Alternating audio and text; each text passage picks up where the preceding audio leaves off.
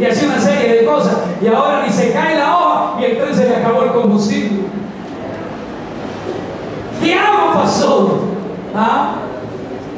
Hermanito, en Cristo Jesús se recibe una nueva unción, y esa es la unción de la alegría de Cristo.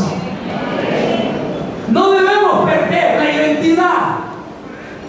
Si antes algo llenaba nuestra vida, era solamente del orden experimental, momentáneo y circunstancial, por congraciarnos con la gente, con el mismo enemigo. Pero ahora en Cristo, usted y yo somos nuevas criaturas. Las cosas viejas pasaron, y aquí todas son hechas nuevas, y el santo es alegre, y el santo no vive en tristeza, y el santo vive una fiesta completa. Pasaba por la casa de una hermanita, y me acerco a la casa y el equipo estaba a un volumen medio, y tenía música cristiana, y ella barriendo, alabaré, alabaré. Uy, hermana, y eso, pastor, yo vivo en un gozo constante en mi Señor. Si aquel que vive allá coloca un tipo de música y aparentemente para él eso significa una vida renovada, una vida de gozo y de alegría, ¿por qué yo, estando en Cristo Jesús, siendo nueva criatura, no manifiesto mi alegría y mi gozo en el Señor? La bendición de Dios. Amados, debemos que si vivimos en santidad, la alegría y la fiesta del Señor está en nosotros. ¿Qué debe suceder en el templo? En el templo, el sacrificio se hace o se entrega al único Dios, al Dios vivo. Todo cuanto usted y yo hagamos, todo cuanto usted y yo expresemos, todo cuanto usted y yo convengamos con el Señor, eso debe ser y significar sacrificio vivo a Dios, porque es el Dios vivo. Las cosas que hacíamos atrás eran nuevas, porque lo hacíamos en los delitos y en el pecado. Por eso, querido hermano, usted y yo debemos presentar sacrificio vivo al Señor. Que lo que debe suceder en el templo del Señor es un lugar donde se manifiesta el Espíritu Santo de Dios. La gloria, el poder de Dios, la manifestación de los dones, la manifestación de los ministerios, esa unción que permanece, que se desarrolla día tras día, debe ser una constante. Cuando hay santidad en el templo, donde la presencia de Dios descansa.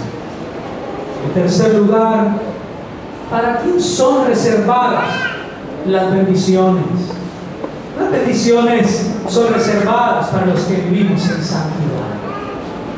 Y Pablo da esta enseñanza basada en lo que dice Levíticos capítulo 26 verso 12 y Ezequiel capítulo 37 el verso 27. Dios todavía, si lo hizo con el pueblo de Israel, y si mantiene todavía esa palabra, esa promesa para con el tiempo, o mejor para con el pueblo de Israel, en ese tiempo y en ese tiempo, cuanto más para cada uno de nosotros. Bendito sea el nombre de mi Señor. Y yo siempre expreso una frase, y es una frase muy mía: Dios nunca se queda con nada. Hay reservas grandes, mis hermanos. Si las grandes naciones tienen las reservas económicas en lingotes de oro, si los grandes países, las potencias, tienen las reservas económicas en bancos y en corporaciones que le garanticen vida a largo plazo, en Cristo Jesús el Señor nos ha reservado que sí podemos vivir en santidad, y si usted y yo lo hacemos, esas reservas son las bendiciones que Dios tiene para cada uno de nosotros. Dios habitará donde vive la santidad, Dios habitará. Y dice el texto 16 que hará de ellos su residencia. En la primera bendición, la segunda bendición, Dios andará entre ellos. Ellos recibirán la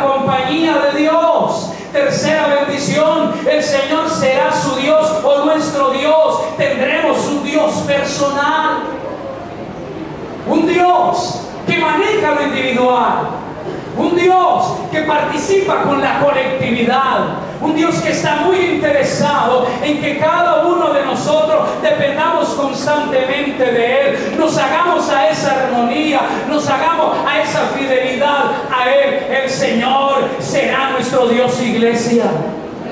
El Señor permanece fiel para con nosotros. En cuarto lugar, ellos serán su pueblo. O sea que Dios legislará por ellos y Dios los dirigirá. Necesitamos la dirección de Dios para las decisiones que tomamos a diario. Necesitamos la dirección de Dios para que nuestra familia pueda ser orientada en el propósito de Él.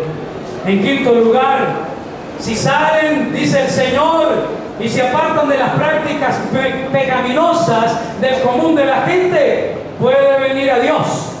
Y entonces Él va a abrir sus brazos de amor y de ternura y les va a recibir. Y finalmente, Dios será su Padre y ellos serán sus hijos. Habrá una relación padre-hijo, hijo-padre. Los que hemos podido experimentar esa faceta interesante de la vida, es agradable cuando andamos con nuestros hijos. Normalmente cuando voy con José al centro, él me dice: papi, abracémonos. Y nos abrazamos. Yo le coloco mi brazo sobre su hombro y él me coloca su mano en mi cintura. Y le digo: papi, ¿por qué a usted le gusta que yo lo abrace? Porque voy con usted, que es mi papá. Y eso me da seguridad. Posiblemente detrás de ese abrazo él quiere que le compre algo. Y finalmente él me dice: papi, ¿por qué no me llevan venden jugo y me regalan emparedado con un jugo? Pero es la motivación que parte de su corazón a entender que va con su papá al lado. Y su papá que va al lado con el hijo estrechan una relación de amistad. Es una bendición, mi amado, que usted y yo tengamos a Dios como el Padre, como ese hijo que entiende que hay alguien al lado que está interesado por él. Y ese ser que está interesado por él tiene la protección completa. Concluyo diciendo lo que Pablo determina de manera reflexiva en 2 de Corintios capítulo 7, el versículo 1. Así que, amados, puesto que tenemos tales promesas, no olvidemos, mis amados, las promesas. Dios morará entre nosotros. Segunda, nos recibirá. Tercera, será nuestro Padre. Entonces limpiémonos de todo lo que contamina nuestra carne, nuestro espíritu, y perfeccionemos la santidad en el temor de Dios. Amén. Yo creo, mi amado, que es meritorio que en esta mañana tú le puedas decir al Señor: Señor, hoy quiero recibir la bendición que ha determinado para mi vida. Pero, Señor, al culto a esas bendiciones, yo quiero determinar que la santidad hará que esas bendiciones estén prontitas, prontitas, prontitas para mí.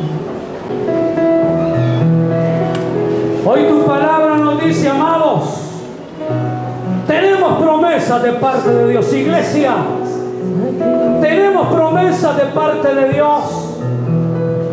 Y Dios siempre ha cumplido sus promesas. Él no es hombre para que mienta, ni hijo de hombre para que se arrepienta.